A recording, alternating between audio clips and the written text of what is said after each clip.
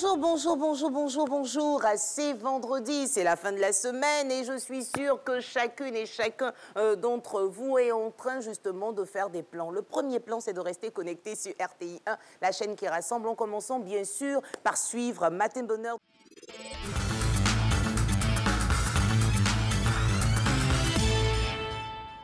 L'invité spécial de ce vendredi, qui a participé à la formation en management des administrations publiques animée par HEC Paris, membre du conseil d'administration du Centre de formation et de visio-enseignement CEFIV. Il fut membre du comité de gestion des établissements pilotes de la formation professionnelle. Il a été aussi membre du conseil scientifique et pédagogique du Centre africain et malgache de perfectionnement des cadres CAMPC, avant d'être aujourd'hui le directeur général de l'Institut pédagogique national de l'enseignement technique et professionnel, IPNET. Mesdames et messieurs, nous recevons pour vous aujourd'hui l'enseignant-chercheur en sciences de l'éducation et de la formation, mais également maître de conférence, Berthé Zakaria, qui nous rejoint. Et c'est un bonheur, un privilège, un honneur pour nous de pouvoir le recevoir sur ce plateau. Bonjour maître. Bonjour. Merci d'être avec nous. Installez-vous s'il vous plaît. Merci. Alors, je dis monsieur, je dis maître, je dis DG. Qu'est-ce que je dois dire exactement? Je préfère que vous disiez Berthé Zakaria. Ah, Berthé, merci d'être avec nous. Je suis honoré aussi d'être reçu par Naomi. Vous permettez que je vous appelle aussi Naomi? Oui, avec plaisir. Okay. Avec grand plaisir. Ben, le décor est bien planté. Bien planté d'ailleurs. On parle donc de vous particulièrement. Votre CV nous a interpellés. On dit attention, il est intéressant pour nous de pouvoir le recevoir sur ce plateau. Alors, vous êtes le directeur général de l'IPNET, qu'on confond souvent avec l'école de Yamoussoukro. Oui, parce que les noms abrégés se rapprochent. Et puis, on est les deux établissements, c'est-à-dire l'INP de Yamoussoukro et l'IPNET, Institut pédagogique. Nous travaillons dans le secteur de la formation professionnelle. C'est ça. Alors, et donc, quand on abrège IPNET, INP, bon, la confusion est vite arrivée. Mais nous sommes deux établissements différents. L'INP forme les ingénieurs, tandis que l'IPNET, là où je suis, on forme les enseignants. Dans ce cas, dites-nous, quelle est la différence entre la formation professionnelle technique et la formation générale? Et la différence, elle est simple. Hein. Et la formation générale a pour finalité de faire acquérir des compétences générales. Donc, de savoir raisonner, du raisonnement mathématique, savoir écrire, envoyer, concevoir une lettre, par exemple, ce sont des compétences générales.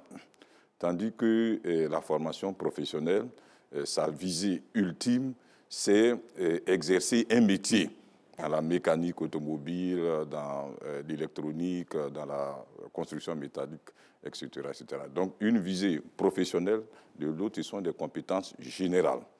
Voilà, c'est le technique aussi qui arrive en plus professionnel technique. Exactement. Voilà. Mais dites-nous, depuis quand donc a été créé l'IPNET? Excellente question, et parce que l'IPNET n'est pas très connu, oui. Naomi. L'IPNET a été créé un lendemain de Noël, c'est-à-dire 26 décembre 1975. Ah. Voilà, par une loi. C'est assez rare. Les établissements sont créés par décret, mais en 1975, le ministre Barry Battesti, paix à son âme, alors ministre de l'Enseignement technique, a présenté une loi à l'Assemblée qui a permis de créer une loi qui crée donc l'IPNET. C'est assez exceptionnel. Et par la suite, l'Institut a été modifié par des décrets. Donc c'est en 1975 que ça a été créé. D'abord, c'était situé au plateau. Et après, ça a migré vers l'endroit que beaucoup d'Ivoiriens connaissent, en face du lycée technique. Avec cette belle cour, une belle verdure, tout ça. Oui, notre ministre y tient. Vous êtes bien logé. Merci beaucoup. Et quelle est votre mission réellement? Notre mission est de former des futurs professeurs qui iront dans les établissements. Il y en a environ 77 repartis sur le territoire national. Ces enseignants vont dans ces établissements former des jeunes gens à différents métiers de l'industrie et également du tertiaire. Si je prends un exemple pour que vous compreniez, vous avez le lycée professionnel d'Odiéné. Par exemple. Voilà, par exemple, spécialisé dans les métiers de l'agro-industrie. Et donc, les formateurs qui sortent de notre établissement, qui sont des professeurs de génie alimentaire notamment, sont affectés dans cet établissement pour former des jeunes gens. Donc, c'est comme ça que nous fonctionnons. Très bien. Et finalement, ces formateurs que vous formez, en quelle destination sortant de chez vous? Oui, la destination, je viens de donner un exemple de destination, c'est les lycées professionnels répartis sur le territoire national, mais c'est aussi les centres de formation professionnelle, c'est aussi les lycées techniques. Bon, le plus connu, c'est juste le lycée qu'on a devant nous. Et donc, nos sortants sont destinés à aller être des formateurs dans ces établissements. Les établissements privés sont-ils concernés? Et normalement, ils sont concernés, mais je dois dire que notre impact sur les établissements privés est faible. Parce que pour nous, nous avons l'obligation de pourvoir au remplacement des effectifs dans des établissements publics. Mais les établissements privés, c'est eux qui formulent la demande pour renforcer les compétences de leurs enseignants. Mais c'est un peu rare, c'est surtout les établissements privés confessionnels, je dis bien confessionnels, peut-être un peu l'éthique et la morale qui sous-tendent leur offre de services fait qu'ils veulent que leurs formateurs soient bien formés et donc nous sollicitent pour les former. Et je profite de votre antenne pour dire aux établissements privés que nous sommes là, prêts à accueillir. Ils viennent, mais de façon sporadique. Voilà. Et la durée de la formation? La durée de la formation est de 2 ans, à l'issue d'un concours très sélectif, 2 ans. Mais ce n'est pas... il faut que je précise aussi le profil d'entrée. C'est des personnes qui ont déjà un diplôme professionnel. Naomi, comprenez, c'est très important pour comprendre l'institution. C'est quelqu'un qui a un diplôme, par exemple, de mécanique automobile, dûment obtenu soit à l'INP, soit dans un lycée professionnel, qui a exercé le métier en entreprise. Parce que notre spécificité, c'est le formateur qui a pratiqué. D'accord. Qui a pratiqué, donc qui a un vécu professionnel. Ce n'est pas de la théorie, il a un vécu professionnel. Donc, nous recrutons cette catégorie de population et la formation, comme vous avez posé la question tout à l'heure, est de 2 ans. Une première année où nous faisons le renforcement des contenus scientifiques, techniques et professionnels. Et une deuxième année où il va en stage en établissement pour apprendre à enseigner auprès d'un enseignant tuteur qui a au moins 6 ans d'expérience. Il va comme ça apprendre les rudiments du métier. Voilà. Alors, monsieur Berthet, oui. Là on parlait justement de la formation, de sa durée, de sa qualité. Et après, comme vous êtes un habitué de Matin Bonheur, on a parlé la dernière fois avec maître Vanessa Balleroux des stages. À votre niveau, comment ça se passe? Est-ce que vous arrivez à avoir facilement des stages? Oui, nous sommes un peu chanceux parce que nous n'avons pas une grande population à placer, donc c'est une chance.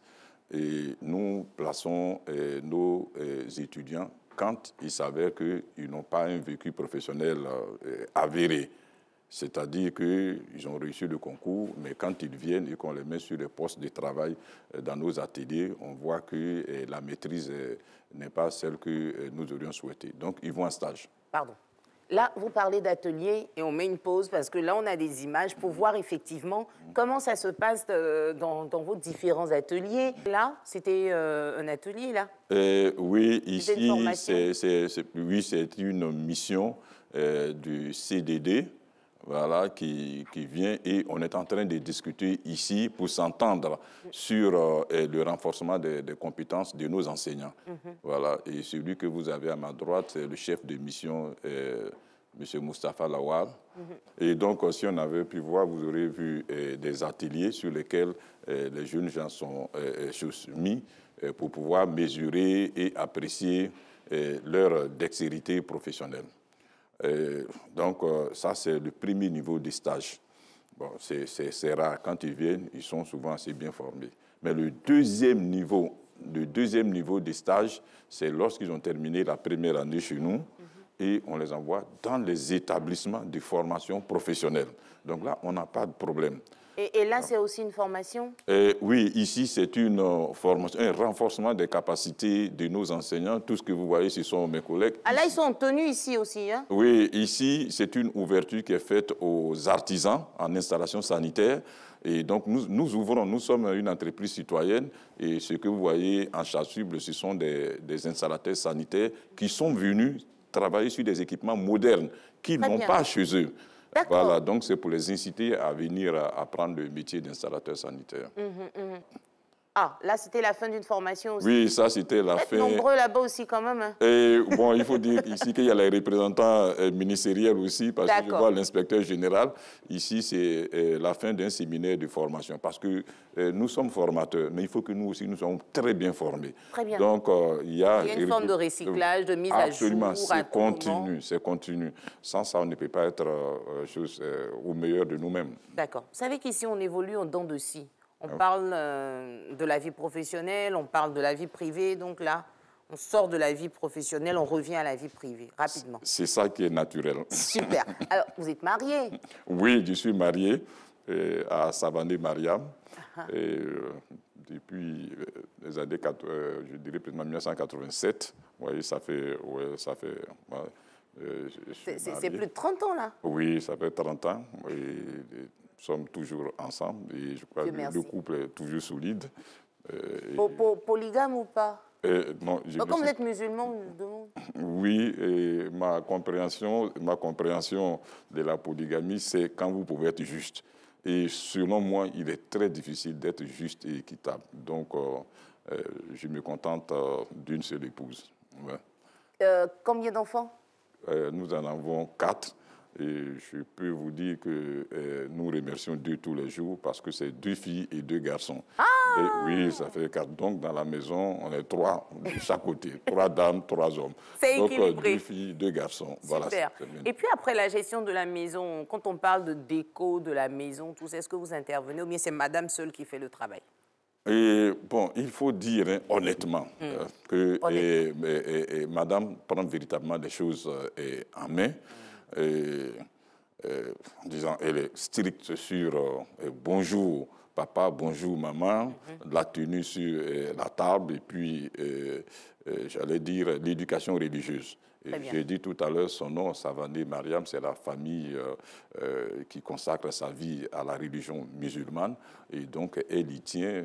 Les enfants doivent aller pendant les moments de vacances faire des recyclages, apprendre le Coran. Et tous les vendredis, nous avons la visite d'un imam, si vous permettez, Diaby Vakaba, que je salue au passage, voilà, qui vient et qui nous apprend le Coran, la transcendance, voilà. Et moi, je veux insister. Donc, vous, à la maison, vous ne participez pas à la décoration. À la décoration? Oui, vous ne rangez pas des articles dans la maison, des choses comme ça, non? Il faut dire que sur cette compétence, madame est plus compétente. Vous avez cette intuition-là mieux que les hommes. Et ça, vous arrivez à la maison, vous verrez que la maison est bien décorée. C'est madame. Mais je fais souvent des contributions critiques, mais l'initiative vient d'elle. Voilà. Ils sont forts, hein? Ouais. Contribution critique, d'accord. Mais nous, ici, on a une rubrique, c'est tuto malin. Oui. On va essayer d'apprendre à confectionner nous-mêmes un élément très important pour la décoration à la maison. Allez, on retrouve Vanessa.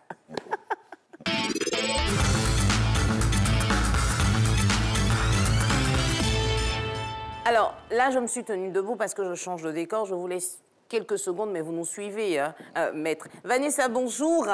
Comment ça va? Bien, merci. Vous voyez les hommes là, donc, contribution critique. Mais contribution manuelle, là, c'est compliqué. Oui, vous pouvez venir. Tu vois, là, j'aime les invités prompts comme ça. Il s'est levé en même temps et puis il nous suit. Alors, qu'est-ce que nous avons aujourd'hui? Pardon. Vanessa, Berthé, voilà. Aujourd'hui, notre tuto va porter sur un élément qui est un récipient qu'on appelle un cache-pot. Un cache-pot? Oui. On a réalisé un cache-pot à l'aide d'un pot de peinture.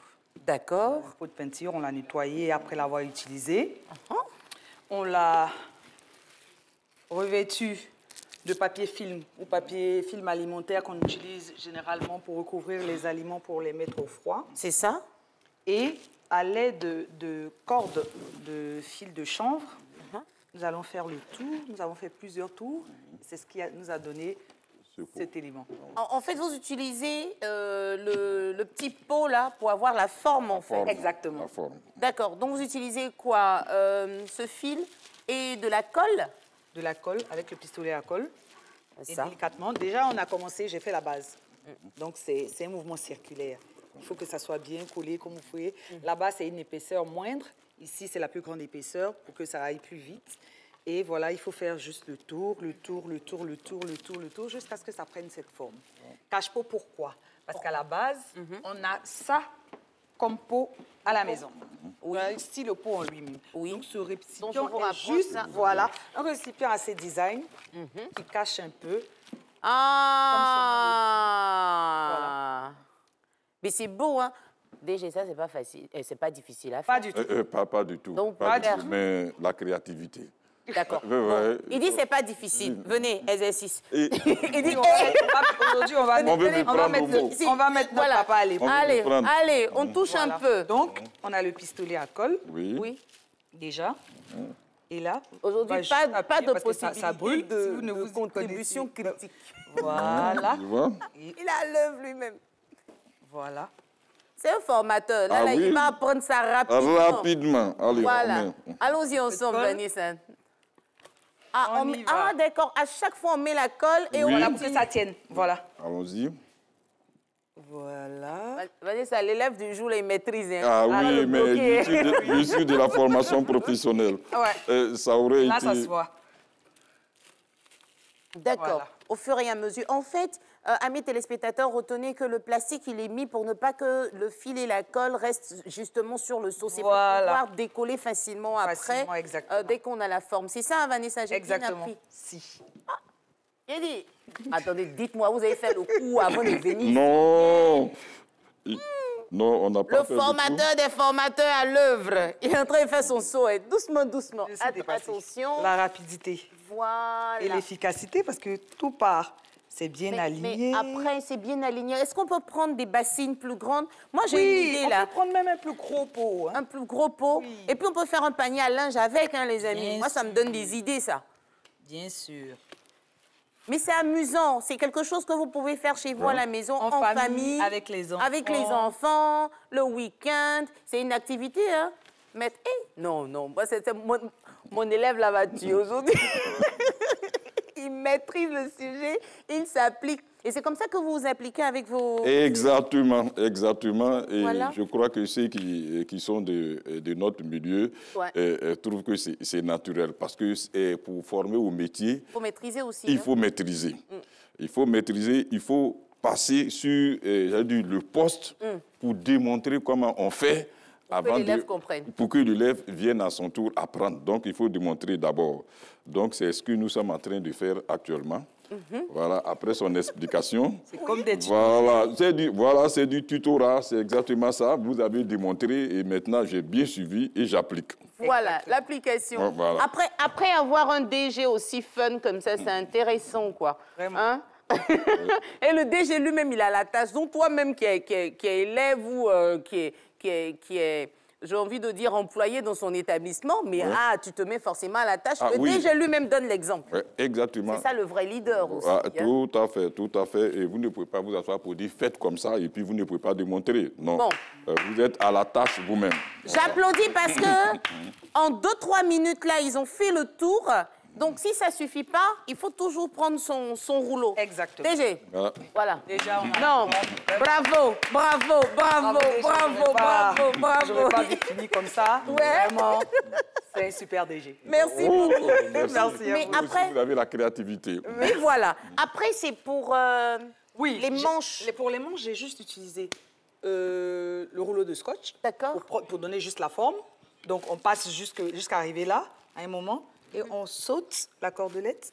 Premier tour, deuxième tour, Et puis c'est fait. Et on enlève tout doucement, et on a notre cache-pot. Oh, merci beaucoup, Vanessa. Oh, on est super contents parce qu'on a appris quelque chose. On peut reprendre ça chez nous. Un petit, un grand pot, et on peut l'utiliser pour nos pots de fleurs. Moi, je vous ai donné une idée, par exemple, pour le panier à linge aussi. Ça pourrait bien passer. Oui, pour le panier à linge. Merci beaucoup, Vanessa. Merci à vous. Et puis à bientôt. Allez, le temps pour nous. Oui, non, mais oui, vous voyez, des compétences comme ça peuvent servir de tuteurs dans nos ateliers. Mais voilà. Donc les contacts seront pris tout à l'heure. Elle passe régulièrement sur notre plateau pour aider les téléspectateurs. Bon, là, lui, il est en train de parler boulot. Allons-y. À tout de suite.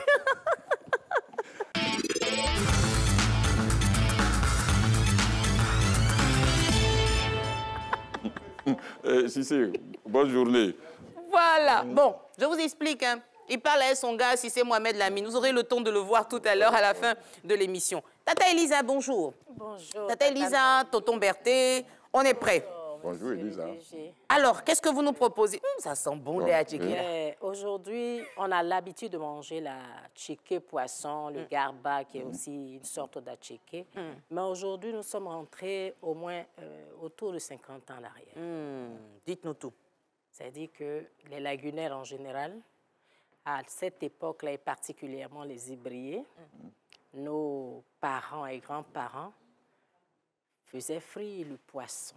Et ça, je vais vous dire quelque chose, parce que quand on dit faire frire le poisson, à cette époque-là déjà, on a des appréhensions.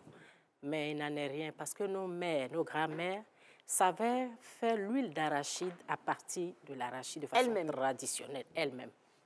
Mais ce n'était pas beaucoup, puisqu'elle mangeait, préparait très peu avec. Et donc, on frit le poisson, pratiquement séché, avec du très bon atchiké, parce que cet atchiké, vous ne le trouvez pas sur le marché. J'ai dû aller au village hier, parce que j'ai commandé. D'accord. En fait, il y a l'atchiké qu'on vend partout, et puis il y a l'atchiké même de la maison. L'atchiké du village. D'accord. Ça, vous pouvez le trouver dans de très grandes cérémonies en pays ébrié, par exemple dans des situations de décès ou alors de génération.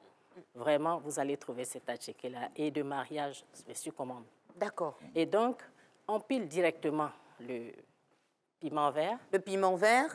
On découpe finement l'oignon. On met le sel juste à côté. Et vous allez remarquer qu'il n'y a pas d'huile pour arroser. Ah non, il n'y a pas d'huile, effectivement. Rien. Et c'est comme ça que nos parents mangeaient leur atchiké poisson le matin. Mais l'intéressant, c'est que l'eau remplace l'huile parce qu'ils boivent assez d'eau. Voilà. Ils boivent assez d'eau. Et donc, les problèmes de cholestérol et tout le reste, eh bien, bonsoir. Il n'y a pas de bonjour. D'accord. Ça, c'est le piment. Mais en grande quantité, comme c'est que du piment. Piment et oignon. Piment, oignon, il n'y a rien d'autre pour accompagner la... Donc, on prenait ça quoi, le matin? C'est le matin. Tata Elisa. Ça, c'est... Pardon, il faut bien ouvrir. Ouh là là, ça sent bon. Et on a plusieurs... poissons, hein, qualité de poisson. Ça, c'est quoi? C'est sol, non? Sol. Papa, on dirait qu'il maîtrise. Hein. Il maîtrise. Du sol. Et ça, c'est quel poisson? C'est de la dorade rouge. La dorade. Waouh, c'est bien présenté, c'est conseillé le matin, c'est pas trop lourd. Non, c'est léger parce qu'après, vous avez le mécanisme des mouvements qui emporte cela avec la sueur. Donc le matin, on se charge bien, bien en forme pour faire tout ce qu'il y a, surtout qu'on est en matière professionnelle et technique. Elle nous a fait quelque chose, elle nous a apporté de l'eau. Ici, on le mange à la main. D'accord. Elle nous a apporté de l'eau pour dire qu'on mange à la main. Donc ce qu'on va faire déjà, on va suivre encore des informations et puis on va goûter. Vous pouvez manger avec la main? Pas de problème. Je suis enfant d'Adjamé. Donc, voilà. Donc, il n'y a pas de souci. C'est mon parent. Bon, les enfants d'Adjamé. Pause. On suit Renaud Kevin Kobia pour Info Continue. À tout de suite.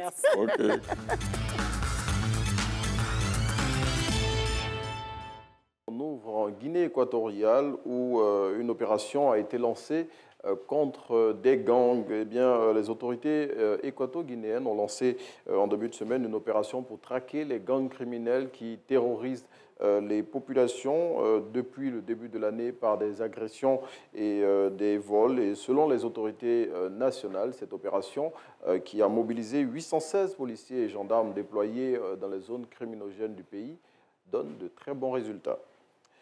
Un drame est survenu au large des côtes de Porto Rico. Au moins 11 personnes sont décédées après le chavirage d'un navire au large des côtes de cette île des Caraïbes. Ce sont 31 personnes qui ont été secourues lors d'une opération de sauvetage après le chavirage de ce navire, selon les gardes-côtes américains. Et puis on referme ce numéro de l'Info Continue en Amérique du Sud et particulièrement au Chili, où des incidents ont été enregistrés après l'annonce du décès d'une journaliste. Cette journaliste est décédée lors de violences survenues en marge des fêtes des manifestations du 1er mai. C'était à Santiago du Chili, la capitale du pays. Elle est décédée le jeudi dernier dans l'hôpital où elle était soignée, ce qui a donc déclenché mobilisation et incidents dans la capitale de ce pays de l'Amérique du Sud. Voilà, c'est ici qu'on s'arrête pour aujourd'hui. Merci beaucoup et nous, dans quelques minutes, on va pouvoir vous dire au revoir. Le temps pour nous de rappeler que nous avons eu sur ce plateau comme invité le directeur général de l'Institut pédagogique national pour l'enseignement technique et professionnel, IPNET. Il ne faut pas faire la confusion avec l'INHP de Yamoussoukro. Hein. L'école est bien à Abidjan. Et maître, parce qu'il est maître de conférence, voudrais conclure avec quelque chose et je crois qu'il nous fait signe. Vous avez quelque chose pour la conclusion de cette émission? Oui, Claude Yengues, on va vous l'apporter. Merci beaucoup. La chargée de production de Matin Bonheur, merci. Alors, il s'est tenu debout. Qu'est-ce que c'est? On va faire face à la caméra. C'est un tableau, et comme vous l'avez si bien dit à l'entame, que je donne beaucoup de détails. Lorsque nous avons commencé à préparer l'émission, je connais tous ceux qui m'ont précédé. C'est dire que je regarde l'émission. Je regarde l'émission à cause de vos qualités. Vous êtes authentique. J'ai commencé par dire, Naomi, tu es authentique. Et tu as une chaleur de communication. Le message que nous autres formateurs percevons, c'est que votre souci est de faire en sorte que tous les Ivoiriens, non seulement vous comprennent, tous les Ivoiriens vous comprennent, mais démarre la journée avec la bonne humeur. Et donc, en venant ici, le terme est choisi par l'ensemble de mes collaborateurs. Et ils m'ont dit donc de vous remettre, et je peux, avec votre permission, félicitations à Naomi Amoussou Alafé et à toute l'équipe des Matin Bonheur pour leur professionnalisme dans la communication de qualité au service des téléspectateurs pour aborder une journée dans la bonne humeur. Voilà. DG, franchement, ouais. Bon, on m'a dit vous apporter quelque chose, mais ce n'était pas préparé, on ne s'y attendait pas. Au nom de l'équipe de Matin Bonheur, on voudrait vous dire merci. Merci de reconnaître nos efforts. Ah oui, c'est un privilège de vous servir, merci. Vous et tous les téléspectateurs de RTI1. Et on continuera de donner le meilleur de nous-mêmes pour vous permettre de commencer la journée avec des feux d'artifice dans le cœur. Vraiment, merci. Merci. Franchement, ça c'est le meilleur salaire, là, hein, les amis. C'est ça, hein, c'est le meilleur salaire, là. Se lever à 3 h du matin tous les jours et savoir qu'on a pu donner un peu de bonheur à certaines personnes, c'est... Merci. Okay. C'est moi qui vous remercie. Merci. Je vous en prie. Merci. Tout le monde est touché dans le studio. Madame Eoura, ça c'est notre médaille, hein, donc on va venir mettre ça au bureau là tout à l'heure. C'est la rédactrice en chef. Merci beaucoup. Okay, alors, merci. On retourne à la Tchéquée. Le temps, il est largement dépassé. Pardon à tous les frères. On vous invite à déguster la Tchéquée. Oui, il connaît, il est déjà en train de s'asseoir. On a eu beaucoup de plaisir à vous présenter cette émission durant laquelle toute l'équipe a été décorée par le directeur général de l'IPNET. Ah oui? Merci de nous avoir suivis. Tata Elisa, merci. Oui, allez-y, entre les enfants d'Adjamé. Mangez. Bon week-end. Que Dieu bénisse la Côte d'Ivoire. Et restez connectés sur RTI1, la chaîne qui rassemble. Merci. Surtout à Matin Bonheur. Merci. À bientôt.